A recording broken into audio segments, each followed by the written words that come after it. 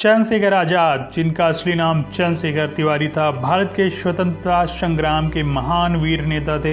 वे भारत माता की आजादी के लिए अपने जीवन को समर्पित करने वाले वीर योद्धा थे। आइए हम जानते हैं चंद्रशेखर आजाद के बारे में। सो फ्रेंड्स, अगर आप चैनल पे नए हैं तो प्लीज चैनल को सब्सक्राइब जरूर कर लें। चंद्रशेखर आजाद एक महान भारतीय क्रांतिकारी थे, जिनका जन्म 23 जुलाई 1906 को उत्तर प्रदेश के उन्नाव जिले के बदर गांव में हुआ था।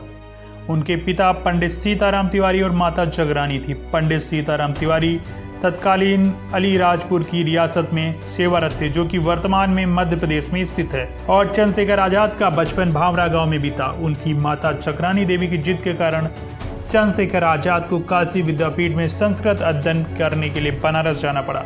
चंद्रशेखर आजाद का क्रांतिकारी जीवन। चंद्रशेखर आजाद 1919 में अमृतसर में हुए जलियांवाला बाग हत्याकांड से बहुत आहत और परेशान हुए। सन 1921 में जब महात्मा गांधी ने असहयोग आंदोलन की शुरुआत की, तब चंद्रशेखर आजाद ने इस क्रांतिकारी गतिविधि में सक्रिय रूप से भाग लिया। उन्हें 15 साल की उम्र में ही पहली सजा मिली थी। चंद्रशेखर आजाद को क्रांतिकारी गतिविधियों में भाग लेने के लिए पकड़ा गया था। जब मजिस्ट्रेट ने उनसे उनका नाम पूछा तो उन्होंने अपना नाम आजाद बताया। चंद्रशेखर आजाद को 15 कोड़ों की सजा सुनाई गई। चाबुक के हर एक प्रहार पर युवा चंद्रशेखर भारत माता की जय चिल्लाते थे।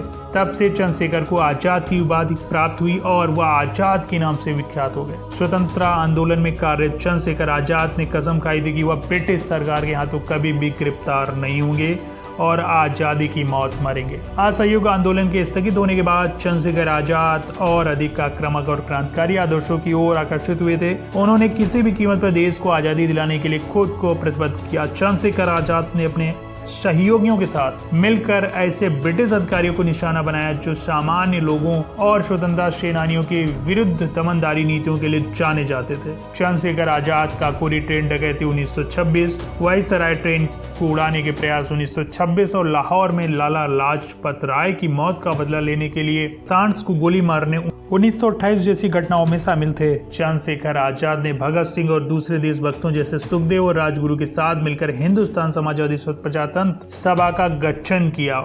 इसका उद्देश्य भारत की आजादी के साथ भारत के भविष्य की प्रगति के लिए समाजवादी सिद्धांतों को लागू करना था। चंद्रशेखर आजाद की मौत। अपनी क्रांतिकारी गतिविधियों से चंद्रशेखर आजाद ब्रिटिश पुलिस के लिए एक दहशत बन चुके थे। वह उनकी हिट लिस्ट में थे और ब्रिटिश सरकार किसी भी तरह उन्हें जिंदा या मुर्दा पकड़ना चाहती थी। 27 फरवरी 1931 को चंद्रशेखर आजाद इलाहाबाद के अल्फ्रेड पार्क में अपने 2 सहयोगियों से मिलने गए। उनके एक मुखबिर ने उनके साथ विश्वासघात किया और ब्रिटिश पुलिस को इसकी सूचना दे दी। पुलिस ने पार्क को चारों ओर से घेर लिया और चंद्रशेखर आजाद को आत्मसमर्पण करने का आदेश दिया। चंद्रशेखर आजाद ने अकेले ही वीरता पूर्वक लड़ते हुए 3 पुलिस वालों को मार गिराया, लेकिन जब उन्होंने स्वयं को गिरा हुआ पाया और बच निकलने का कोई रास्ता प्रतीत नहीं हुआ, तो भारत माता की इस वीर सपूत ने स्वयं को गोली मार ली। इस प्रकार उन्होंने कभी जिंदा न पकड़े जाने की अपनी प्रतिज्ञा का पालन किया। उनका नाम देश के बड़े क्रांतिकारियों में शुमार है और उनका सर्वोच्च बलिदान देश के युवाओं को हमेशा प्रेरित करता रहेगा। सो फ्रेंड्स, वीडियो को लाइक एंड शेयर करें और चैनल पे अगर आप नए आए हैं तो प्लीज चैनल को सब्सक्राइब कर लीजिए। जय हिंद, जय भारत।